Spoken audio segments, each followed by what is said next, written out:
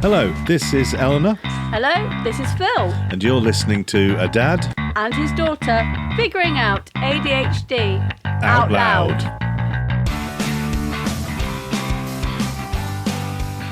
Hello. Hello again. Hello again. Hi, Hello, everyone. everybody. It's nice to see you. Well, obviously I can't see you, but it's nice. Thank you for tuning thank in. you for listening. Especially if you're listening on a podcast. You can't even see us, never mind. Yeah, if you're listening. Anyway, hello. Now, what should we talk about? Well, you. Me. Well, I thought we could talk about travelling and journeys. Oh, right. Okay. Well, just general sort of, well, yeah. A mixture of everything that involves a car. And other journeys. And other journeys. Trains, okay. maybe. Aeroplanes. Yeah. Submarines. Have you ever travelled by a submarine? No. Okay, actually, so we won't be talking and discussing submarines. Right. So the joys and the stresses and how that might be impacted by ADHD. Yeah. So how do you find driving? Driving? Yeah. I love driving. Right. I absolutely love driving. I don't know if that's got anything to do with ADHD, but I suspect it's because a lot of the driving I do, I'm on my own. Yeah. So therefore, I haven't got anybody. So you're fine just jumping in the car. Jump in the car. Starting your journey. Doesn't matter. Yes, that's fine. Yeah, I have to. I have to work out where I'm going. Okay. Obviously, because there are some people who can just jump in a car and start their journey and not really know where they're going. I can generally do that, and unless my head's full, which it often is. And it's so when you get to a junction, that's the thing, is when you drive and you go, I have no idea which way I know where I'm going, right? And I've driven it 100 times before, but I can't remember whether I'm supposed to take the North Road or the South Road, and I have to quickly. And when you get to a junction and you know you've got to turn right, do you do like the pen motion with your... Oh, yeah, left and right, to work at left and right. Yeah, I pretend I've got a pen in my right hand because that's the hand I write with because I'm right-handed. So the pen I write with is my right hand, so that must be right. So you go right. But it's subconscious now almost. It is definitely subconscious. I sort of feel my twitch going, oh yeah, that's right. You might not do a full scroll of your name, but so I do that. But it's this decision-making of I have to be way ahead of a junction if I'm not following sat-nav is great because it will I often put sat-nav on for journeys that I know backwards, but I still have the sat-nav on because I don't have to think about it then. Whereas often I'll get to a junction or get towards a junction. What I'm doing in my head all the time is left, right. Is it left? Is it right? Do I need which road does that lead to? Oh, okay. Does that go to the place I want to go? I can't remember. Or is it that one? Because I go to several places. Yeah, it's quite regularly. And then if I got somebody in the car with me, oh no, it very easily go the wrong way. Often going the wrong way. Not excessively so, but often.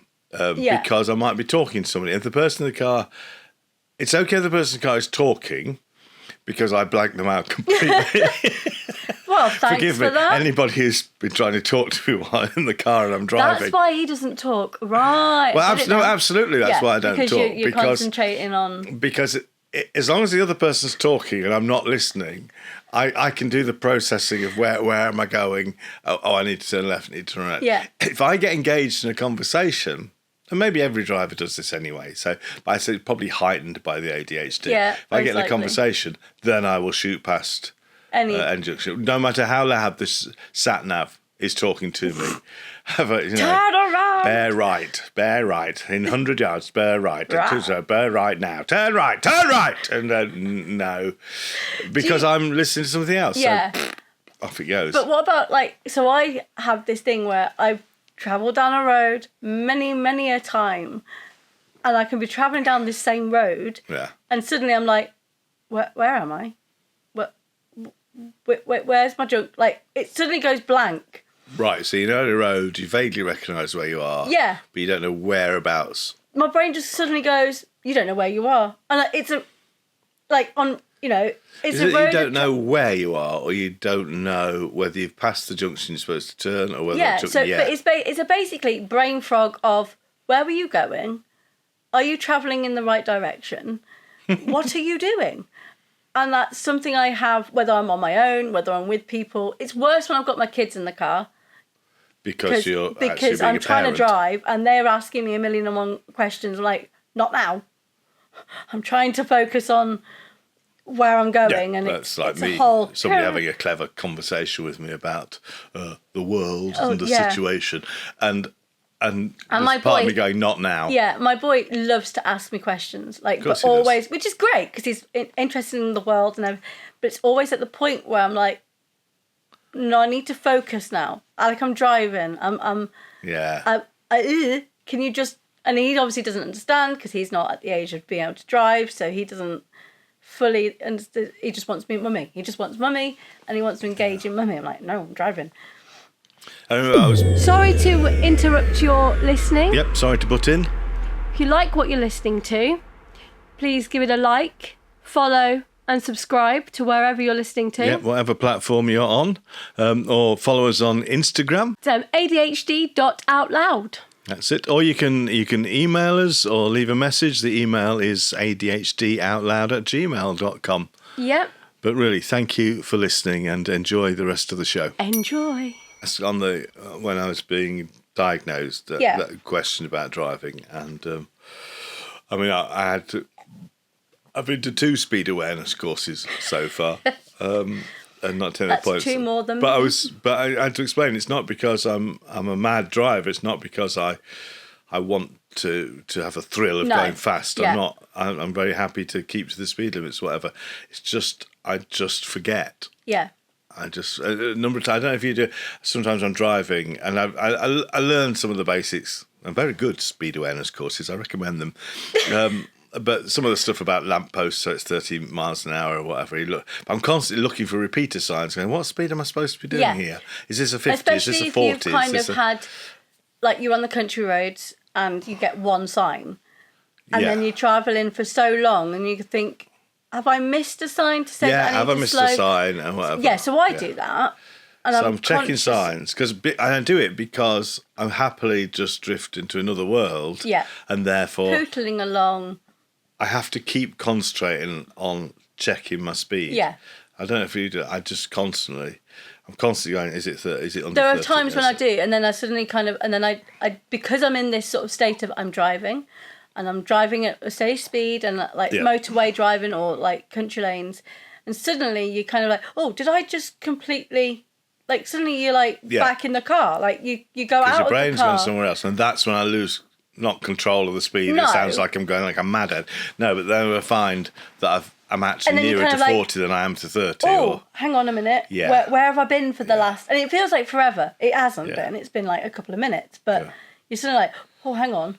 Where am I? What, and then you're doing the speed. And because I think I'm very aware that's really important. So it takes therefore a lot of energy. So I like being in the car on my own because those distractions of your children or somebody chatting to you takes us from that's a very important task. Well, not to chat to you when we're doing our gigs, travelling. Well, that's lovely. It's fine, but it's what it's like. There's certain points where you just have to. And do you do the music turning down thing when you're looking for somewhere that you need to be? Yeah. Music goes off as soon as I turn off the main travel road. And I get into the edge of the town that I don't particularly know. Music goes off. Yeah. I hadn't realised that was anything to do with ADHD. Of course it is. I mean, maybe everybody. I think there's that music thing is a fine line because I think a lot of people do that to concentrate. You need to concentrate, and we need to concentrate. But it'll be interesting to see how many people do it and have ADHD, and how many people do it and don't. Yeah, that'd be interesting. Anybody out there, ADHD drivers, or or even non-ADHD drivers? What? No. You know what I mean. If you don't have ADHD, let us know if you do the music turning down thing, and if you have ADHD, let us know and do the turning down thing, and we'll come back to it with a number and see what. Yeah. Because it would be interesting just to see whether it is a full-on ADHD I don't know what thing. that is, but I definitely do it. I definitely have to turn all the music off. See, the one thing growing up obviously you're my dad, if no one has worked that one out, travelling or getting ready for holidays packing. was just one of those things that we would all just go, I'm going over here and leaving you to it because you're a nightmare. Tell me more about that, because I know it from my side. You would just get grumpy and frustrated. It would almost be like you're not going to enjoy the holiday at all. Yeah. And you just sort of leave it there. I'm like, okay. I hate packing for holidays. It's like you just didn't seem to enjoy it at all. I hate it. But you wouldn't let me or my mum help you. Like, no, leave it there. Because that would just get in the way. But again, it's this learning new patterns and new ways of thinking about how you behave. So then I'd get cross with myself. Yeah. Because I don't want to be snappy and grumpy. I'm supposed to be happy. Going on holiday. Yeah. That makes me think I've got something wrong with me, that I'm depressed. Right. That somehow I must be, and we keep saying this, we'll talk about depression and anxiety absolutely. another That time. will be. But it makes me think, I must be something wrong with me, because why am I such a miserable git when we're supposed to be happy? So I feel that, and then of course you feel really frustrated. So you don't know what's going on. Actually, now it's very obvious. Yes. Packing a car's not straightforward. No. It's complex. You've got to get everything in. Yeah. And like most people, I suspect, you take everything you possibly can, so your car's going to be full. Yeah. And so you have to just fit it all in. But that process of working out, and especially because there's an unknown to it. I don't know how much you bring in, how many bags. Yeah, so I think your mum probably particularly got it, because she'd turn up with another bag, an extra bag appear. You would get to a point where you thought, right, I've got everything in. I'm it's done. ready. Everything's in. I'm going to shut the boot now. You turn around and my mum's gone, oh, but we've got this bag. And it's like a huge bag. It's not even, no, it's not even a huge bag. A bag. Just another bag. Another bag. And it's like, but we need this in there. And the stupid, frustrating ADHD thing is a bit like having a meeting in the middle of a day, which is fine. Yeah. And you've got plenty of time, but it feels like it doesn't fit. Same with the bag. So here's the bag. Can you put this one more bag in? Of course you can. There's not loads of space, but there's certainly enough space for another bag. But your brain kind of goes, right, everything out, start again. Well, no. Right. No, there have been times but my brain, if the bag doesn't fit into the Yes. space, then yes, it needs and then rearranging. that's when you've got like more frustration because you're throwing bags out of the car. But it's more to do with that yeah, that ADHD thing of going, another bag. That I haven't planned for that. It's not. Where's that going to go? Instead of just calmly saying, "That's okay." Yeah. I'll just my move stress that. is Put with that in there. Holidays wasn't the packing because I don't do the packing. It was the. I bet you're not allowed anywhere near the packing. I'm not allowed anywhere near packing. Because I suspect you do the same thing yes. as I do. So I'm not allowed to pack. I have to pack for myself and the children. That's it. And then he loads the car. Right. So you do your bag So packing, I do my but bag not the car packing. I don't do the car packing.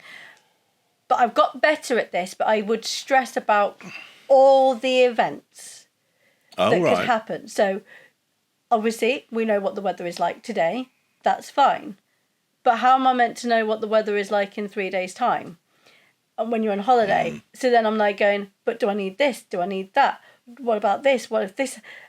And then I end up in a whole spiral. And then do you stop and not bother packing? I get close to just going, forget it.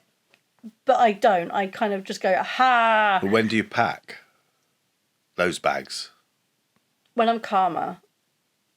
But I assume you will pack at the latest possible time you can. I try, yeah. I mean, I don't like doing the last minute packing. And again, for those people who don't have ADHD, this is not a choice. And I think that's what I've heard people who question.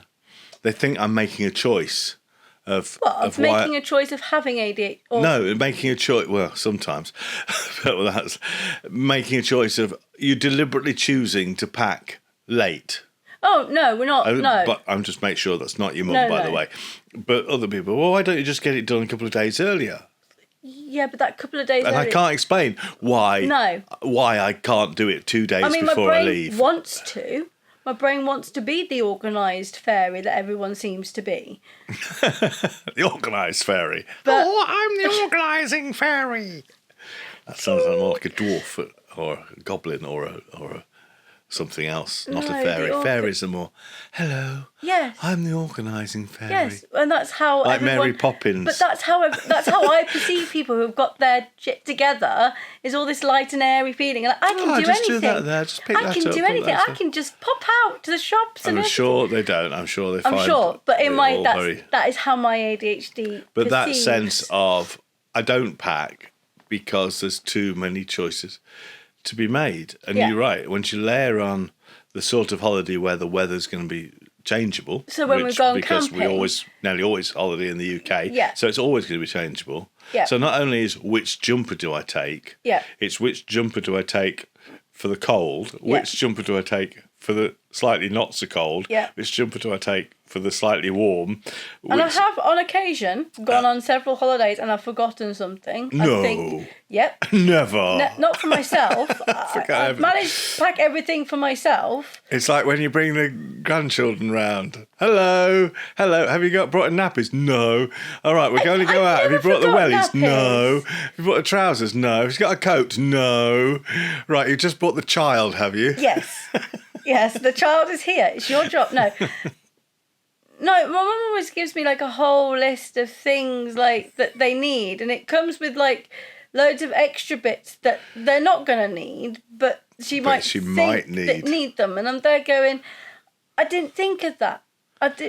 Because those extras. Because my mum is the one who thinks my mum is the organised fairy. But what happened? Why do we not think of those extra bits? Is it that we simply haven't thought about them, which is often the case, or is it sometimes that we've sort of thought about them, and because it's complicated to sort it, we say, "Oh, no, that won't be needed. That's not necessary." No, I think mine is generally, I've packed the car. That's it. Everything I need is packed. I'm not going back in the house because otherwise I'm doing several more trips to go and find the thing.